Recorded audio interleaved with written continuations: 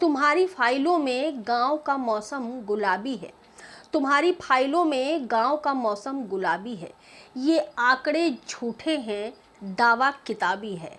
नमस्कार, आप देख रहे हैं अपर्णा की पड़ताल। अदम गोडवी की लिखी ये लाइनें उत्तर प्रदेश हो या फिर गुजरात हो या फिर कोई भी ऐसा राज्य हो, केंद्र सरकार हो या राज्य सरकार हो,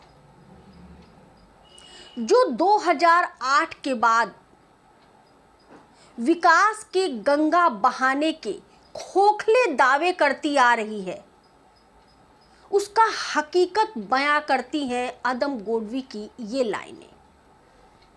गुजरात में मोरबी ब्रिज टूट गया, 136 लोग काल के गाल में समा गए, 55 बच्चे थे उसमें। जी हाँ साहब, और उनकी उम्र थी 3 साल से लेके 13 साल तक। उनकी तस्वीरें आप स्क्रीन पर देख सकते हैं। 55 बच्चे जिनकी उम्र 3 साल से लेकर 13 साल तक। क्या हमारी सरकार इतनी संवेदनहीन हो गई है इन चुनावी मौसम में कि 1.5 दिन बाद वहां माननीय पहुंचते हैं और घायलों की तीमारदारी के लिए 50,000 रुपए और मरने वाले के परिवार को 4 लाख रुपए देकर अपनी जिम्मेदारी से मुक्त हो जाते हैं। लेकिन आज मेरा एक सवाल है इस आम जनमानस की तरफ से। ये सवाल आप सबका होना चाहिए था, केंद्र सरकार से, राज्य सरकार से और उन सभी गोदी मीडिया के पत्रकारों से कि क्या 50,000 तीमारदारी और मौत के मुंह में समा गए उन परिवार वालों के लिए 4 लाख रुपए देकर उनका मुंह बंद कर देंगे? वो 55 बच्चे जो इस घटना में काल के गाल में समा गए, यानी कि 55 घरों के चिराग थे, 55 घरों के चिराग बुझा दिए साहब। आप इतने संवेदनहीन हो गए हैं कि आपकी रूह नहीं थर्राई। वो छोटे छोटे बच्चे जो अपने घर से गए थे, क्या उनको पता था कि अब वो वापस नहीं आएंगे? किसी के माँ बाप नहीं रहे तो किसी का लाल नहीं रहा, तो किसी की घर की गुड़िया नहीं रही। और हमने क्या कहा? हमने कहा कि लोग जो हैं, ज़्यादा लोग वहाँ पे चले गए। पुल की कैपेसिटी 150 लोगों की थी और वहाँ 400 से 500 लोग चले गए। तो साहब भेजा किसने? पुल तो पिछले 7 महीनों से रेनोवेट हो रहा था, बन रहा था, और जो कार्य 8 महीने से लेके 12 महीने में पूरा होने वाला था वो महज 7 महीने में पूरा भी हो गया और उसको लोगों के आवागमन के लिए खोल भी दिया गया। किसके परमिशन से?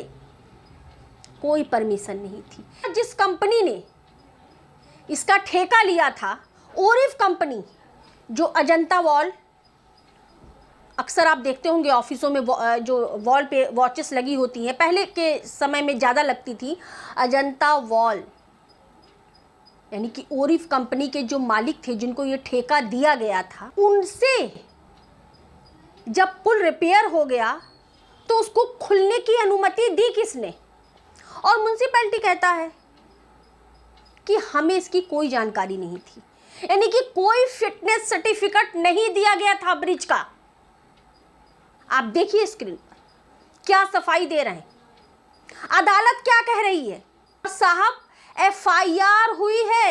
136 लोगों के मौत के जिम्मेदार कौन? जनता, भगवान या सरकार? एक्ट ऑफ गॉड है या एक्ट ऑफ फ्रॉड है? ये आप डिसाइड करिए।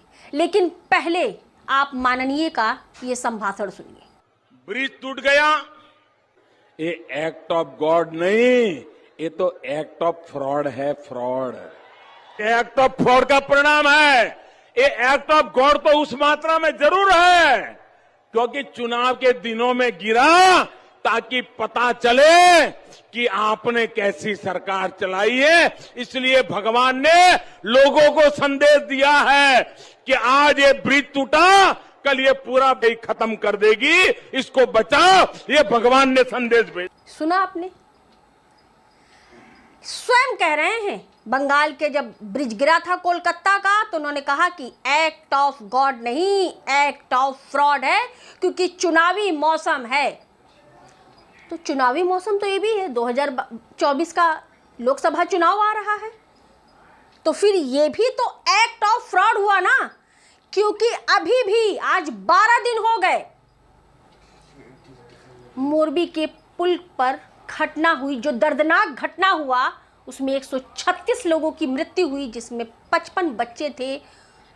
12 दिन हो गए और एफआईआर के नाम पे सिर्फ खाना पूर्ति हुई है। एफआईआर हुई है सिक्योरिटी गार्ड, वहां के मैनेजर और जो टिकट काटता था। जो टिकट काटता था उसको ये तक नहीं पता था कि कितनी टिकट देनी है ब्रिज पर जाने वालों के लिए, उसको नहीं पता। एनडीटीवी के एक पत्रकार ने जब वहां के किसी कर्मचारी से जवाब मांगा, तो देखिए कैसे वो भागते नजर आ रहे हैं आपके स्क्रीन पर। Just want to ask a question, sir. The ropes were not even refurbished. Do you have any answer on that, sir? कई परिवार उजड़ गए, कई घर उजड़ गए। आप कई लोगों का दर्द सुन सकते हैं। किसी घर के 8 लोग तो किसी घर के 12 लोग, किसी घर में सगाई की सहनाई बज रही थी तो किसी घर में वो बुजुर्ग रह गया जिसने सबको अपने सामने अपने हाथों से पाला था। एक साथ 12-12 और 8-8 लोग एक एक परिवार के एक साथ मौत के काल में समा गए। जिम्मेदार कौन और सवाल कौन पूछेगा साहब? गोदी मीडिया तो नहीं पूछेगी सवाल। सवाल आपको पूछना होगा। बात ये केवल गुजरात के मोरबी ब्रिज की नहीं है। सत्ता, सिस्टम और एक कंपनी की लापरवाही से 136 घर के परिवार आज मातम मना रहे हैं। कल उनकी बारी थी, हमारी और आपकी भी बारी हो सकती है। हम लोग किसी सो कॉल्ड डिजिटल भारत में नहीं रह रहे हैं। हम लोग भी इसी विकास के दरिया खोखले दावे के प्रदेश उत्तर प्रदेश के जनपद उन्नाव में रह रहे हैं और इसी जनपद के कई पुल जर्जर अवस्था में हैं। चाहे हम बीघापुर से कुछ दूरी पर दुड़ियाखेड़ा गांव का ब्रिज ले लें या फिर हम सई नदी के पुल की बात कर लें। और ये बात अगर हम सई नदी की बात करें और आस्था की नजर से देखें, प्रभु श्री राम जब वनवास काट के आए थे, जब लंका पर विजय प्राप्त करके आए थे, तो इसी सई नदी में उनके चरण पड़े थे। सर्वप्रथम उन्होंने इसी सई नदी में स्नान किया और चौथे दिन अयोध्या पहुंचे। हमारे श्री राम के चरण उस नदी में पड़े थे और उसी क्षेत्र से जुड़े लोग, जब सरकार ने नहीं सुना तो लकड़ी का पुल बना लिया और अपनी आवागमन चालू कर दिया। अक्सर वहां घटनाएं होती हैं। पहले आप सई नदी की उस पुल की जर्जर हालत देखिए, वहां के लोगों का दर्द सुनिए। इस नदी के लकड़ी के पुल से पैर फिसला है, यहीं पे इसकी शव प्राप्त हुआ।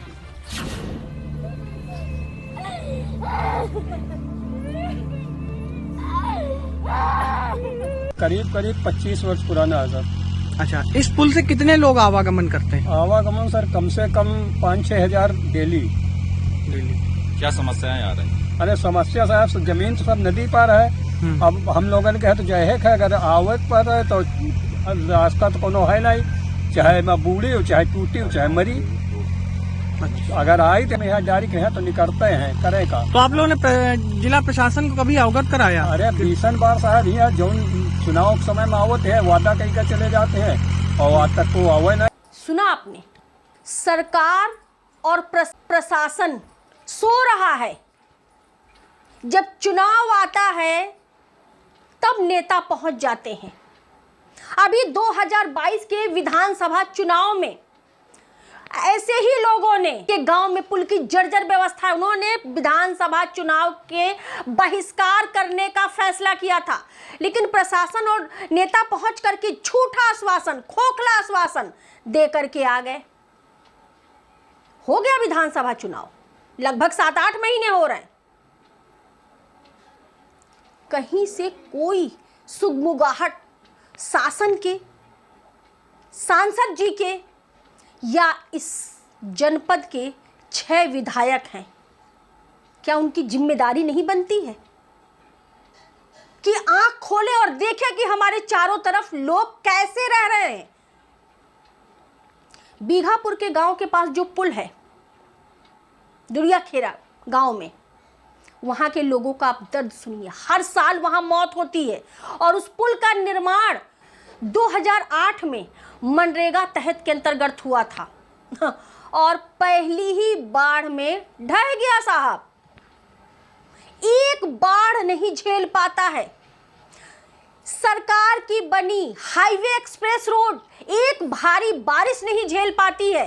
जिन सड़कों पे गाड़ियां दौड़ती हैं, इस बार की जनपद की एक भी सड़क इस बार की बारिश को नहीं झेल पाई और सरकार के खोखले वादे और भ्रष्टाचार की पोल खोल दी। 2008 में बना और पहली बार में बह गया। तब से लोग वहां लकड़ी का पुल बना करके, जब सरकार ने नहीं सुना तो अपना इंतजाम कर लिया और उस पुल पर डेली का आवागमन है, कम से कम 5 से 7 हजार जनमानस वहां से आते जाते। कैसे हम विश्व गुरु बनेंगे?